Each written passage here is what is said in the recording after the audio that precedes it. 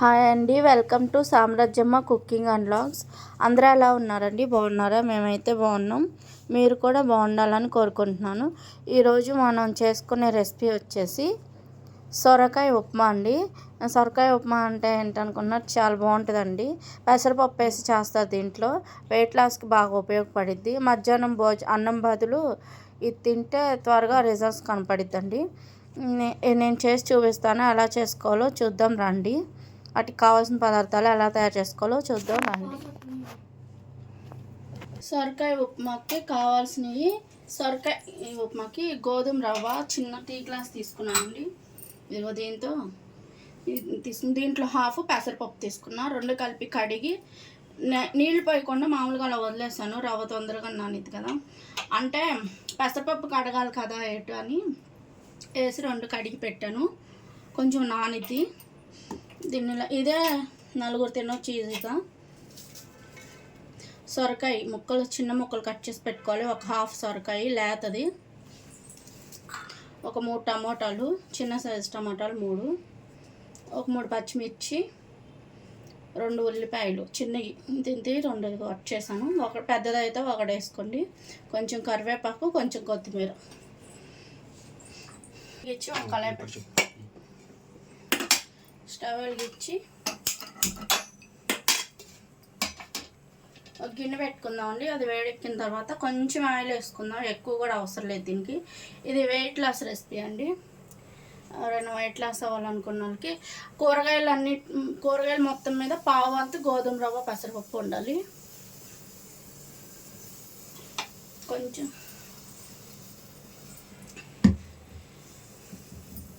వేడెక్కింది, కొంచెం ఆయిల్ వేసుకుందాం. స్టవ్ సిమ్లో పెట్టుకొని ఆయిల్ వేడెక్కిన తర్వాత ఒక హాఫ్ టీ స్పూన్ జీలకర్ర వేసుకుందాం. కొంచెం జీలకర్ర కొంచెం వేగిందండి. ఇప్పుడు ఉల్లిపాయ ముక్కలు వేసుకుందాం. పచ్చిమిర్చి, కొద్దిగా కరివేపాకు కూడా వేసుకుందాం.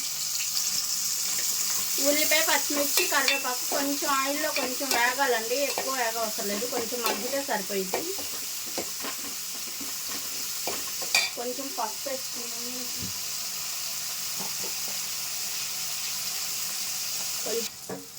ఇప్పుడు ఉల్లిపాయలు ఇలా వేగుతున్నప్పుడు కొంచెం సొరకాయ ముక్కలు వేసుకుందాం.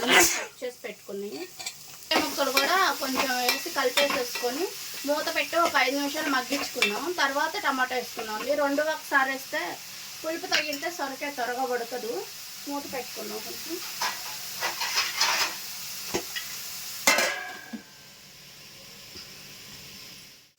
ఒకసారి మూత తీసి కలుపుకుందామండి.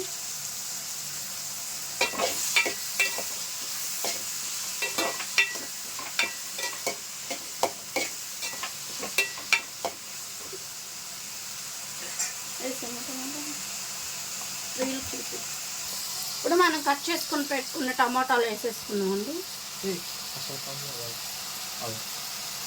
కట్ చేసుకున్న టమాటాలు వేసేసుకుందామండి. ఇప్పుడు ఇవి ఇలాగే కలపకుండా మూత పెట్టుకుందాం. తొందరగా మగ్గిపోతాయి చక్కగా. మూత పెట్టి కాసేపు ఆగిన తర్వాత కలుపుతాం, ఒక 5 నిమిషాల తర్వాత. ఇదిగోండి టమాటాలు మగ్గిపోయి ఉంటాయి, చూద్దాం. కొంచెం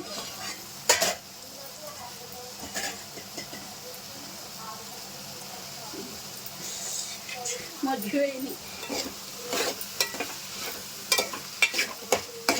టమాటాలు బాగా మగ్గిపోయినాయండి.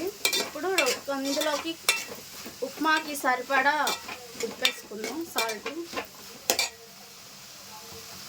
అంటే ఉప్మానే కదా, కల్లుప్పు వేసుకుందాం, కరిగిపోతుంది త్వరగాను.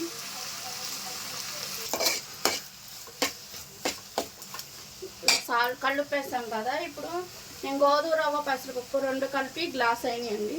ఇప్పుడు దీంతో 5 గ్లాసులు వేసుకుందాం. 4 గ్లాసులు వేస్తాం ఫస్ట్. తర్వాత ఉడికిన తర్వాత ఇంకా అవసరం పడితే అప్పుడు వేసుకుందాం. 4 పోసాను.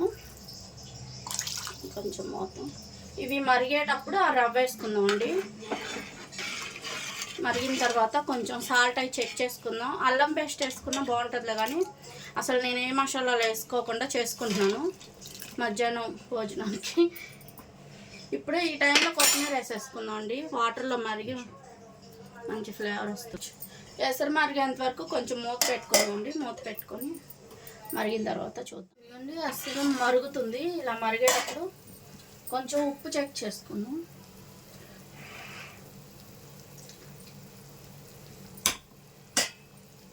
కొంచెం ఉప్పు పట్టిద్దండి, వేస్తున్నాను కొంచెం. రవ్వ వేస్తే సరిపోదు. ఇప్పుడు మనం నానబెట్టుకుని పెసరపప్పు గోధుమ రవ్వ వేసేసుకున్నాం.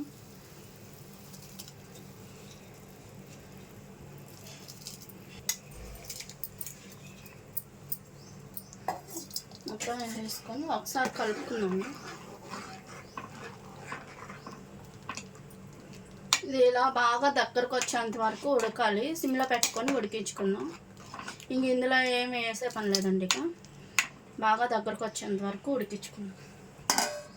మూత పెట్టేసి సిమ్లో ఉడికించుకున్నాం అండి. ఒక 10 నిమిషాల తర్వాత మళ్ళీ చూద్దాం.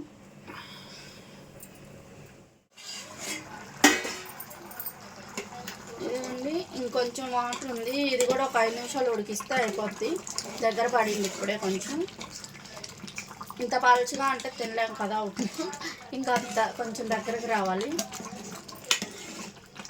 ఇంకొక 10 నిమిషాలు పట్టిద్ది. ఇది ఆఫ్ చేసి మూత పెట్టేస్తున్నాం. ఇదిగోండి ఇలా ఉన్నప్పుడు స్టవ్ ఆఫ్ చేసేసుకుంటే ఒక 10 నిమిషాలు పక్కన వదిలేస్తే దగ్గరకు వచ్చి గట్టిపడిద్ది. ఇంకా స్టవ్ ఆఫ్ చేసేస్తున్నాను నేను. ఇలా తినాలనుకుంటే ఇలా అయినా బాగుంటుంది. చక్కగా సూప్ లాగా జారుడుగా గొంతులో మింగే చక్కగా జారిపోతూ ఉంటుంది గొంతులో.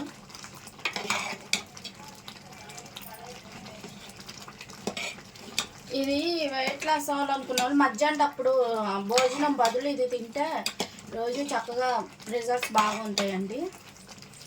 స్టవ్ ఆఫ్ చేసేస్తున్నాను. చూసారు కదండి, ఎలా తయారు చేసుకోవాలో చూసారు కదా. ఒకసారి నేను చేసినట్టు ట్రై చేయండి. టేస్ట్ మీకు చాలా బాగా నచ్చింది. ఇప్పుడు ఎలా వచ్చిందో ట్రై చేసి ఒక కామెంట్ చేయండి.